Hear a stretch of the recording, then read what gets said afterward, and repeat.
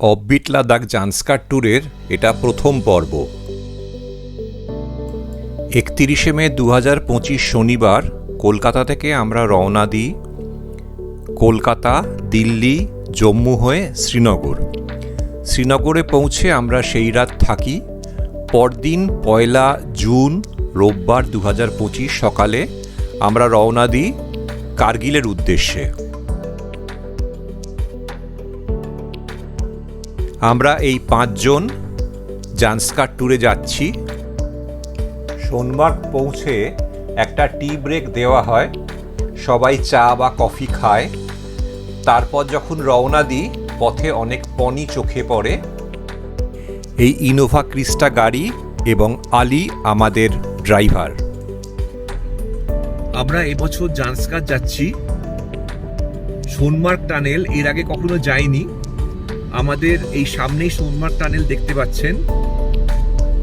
এবারে 2025-এ জান্সকার ভ্যালির জন্য আমরা প্রথম এই সোনমার্গ টানেল যাচ্ছি। এর মধ্যে দিয়ে আমরা পেরিয়ে যাব অনেকটা পথ। 2022-23-এ যখন লাদাখ এসেছিলাম, এই পথে গেছিলাম, তখন কিন্তু এটা তৈরি হয়নি। এবারেতে সোনমার্গ টানেল আপনাদের জন্য রইল। কেমন লাগলো সেটা কমেন্ট বক্সে জানাবেন। ভালো লাগলে লাইক এবং শেয়ার করবেন।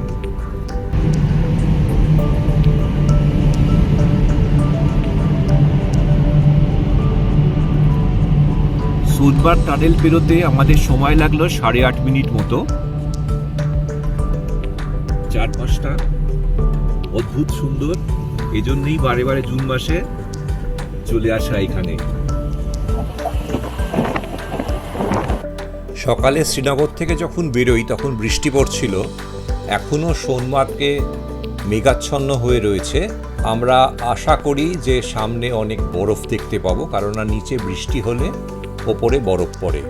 কিছুক্ষণের মধ্যেই আমাদের গাড়ি আটকে দিল।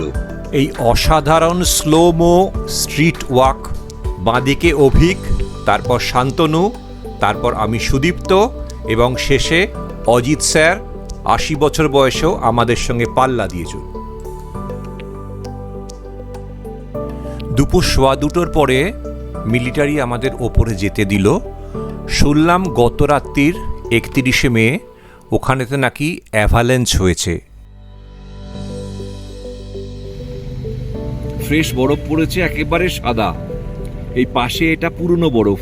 এই দুটো রঙের মধ্যে তফাতেতে পরিষ্কার বোঝা যাচ্ছে যে বরফটা এখানেতে কতটা উঁচু। এখানেতে এই উঁচু উঁচু সমস্ত বরফ পড়ে আছে।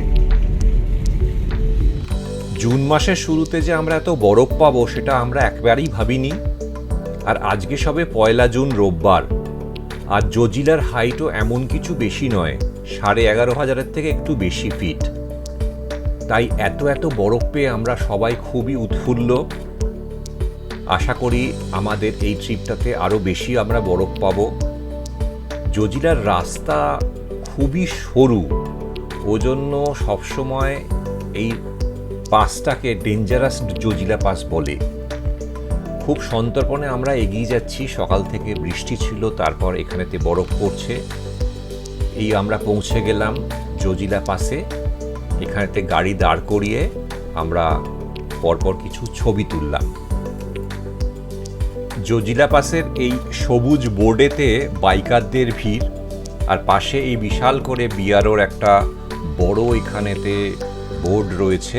আমরা সবাই কিছুক্ষণ এখানেতে দাঁড়িয়ে তারপর রওনা দিলাম দ্রাসের উদ্দেশ্যে। দ্রাস হলো পৃথিবীর দ্বিতীয় শীতলতম স্থান, -45 ডিগ্রি এখানেতে হয়। এরপর কার্গিল ওয়ার মেমোরিয়ালে পৌঁছে আমরা ঢুকলাম সেই 1999-এর কার্গিল যুদ্ধের যে স্মারক এবং যে শহীদ, তাদের স্মরণে তৈরি দ্রাস ওয়ার মেমোরিয়াল কার্গিল।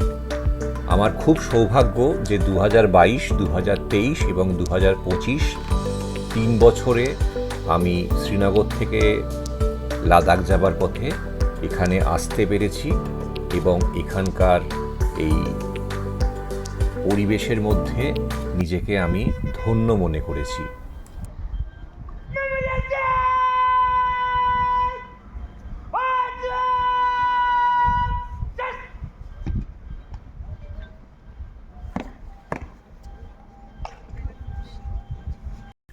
সন্ধে হবার আগেই আমরা পৌঁছে গেলাম কার্গিলের হোটেলে।